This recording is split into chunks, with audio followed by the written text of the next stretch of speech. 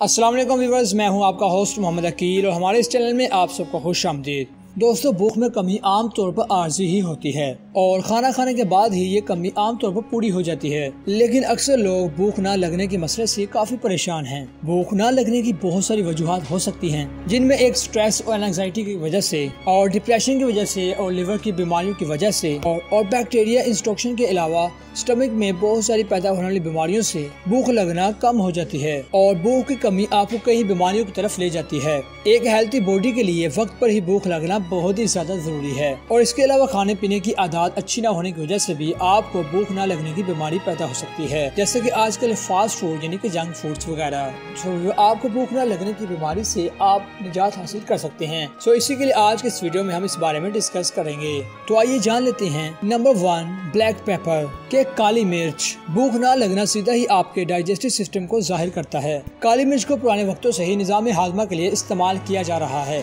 और ये पेट में गैस को दूर करने के लिए और भूख को बढ़ाने के लिए नहायत ही शानदार है, क्योंकि ये हमारे स्टमक के हेल्थ के लिए बहुत ही ज्यादा फायदेमंद होती है।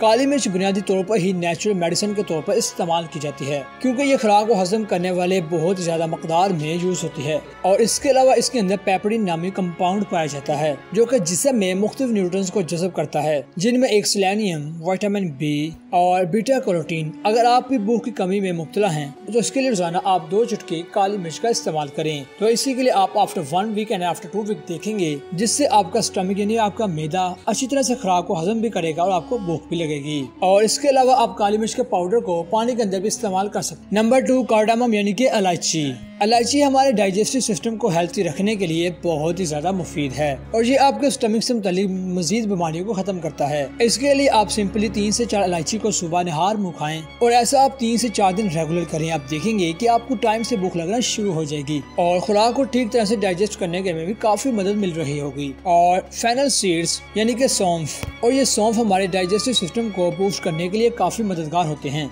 और ये गाल ब्लडर के प्रॉब्लम को भी ठीक करने के लिए काफी असरअंदाज होते हैं। और जब भी पेट में दर्द और खुराक ठीक तरह से हजम ना हो तो ऐसी कंडीशन में सौंफ खाना बहुत ही ज्यादा बेनिफिट्स है, क्योंकि ये नेचुरली तौर पर ही आपके स्टमक की कमजोरी को दूर करता है और पेट में पैदा होने वाली गड़बड़ को भी खत्म कर देते हैं। इसके लिए आप सौंफ को ग्राइंड करके इसका पाउडर इस्तेमाल करें और रोजाना 1 चम्मच इस पाउडर को खाएं। इसके अलावा आप सौंफ की ड्रिंक बना के भी पी सकते हैं। इसके लिए आप 1 गिलास पानी में 1 चम्मच सौंफ डाल के इसे 10 मिनट तक बॉईल करें और इसके बाद इसको छान कर यानी थोड़ा सा ठंडा करके पिया जा सकता है। इस ड्रिंक के जूस से भी आपको तमाम के तमाम शानदार रिजल्ट देखने को मिलेंगे। सो व्यूअर्स, यहीं तक थी आज की हमारी मुख्तसर वीडियो।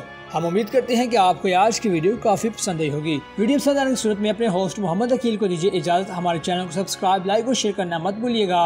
अल्लाह हाफिज।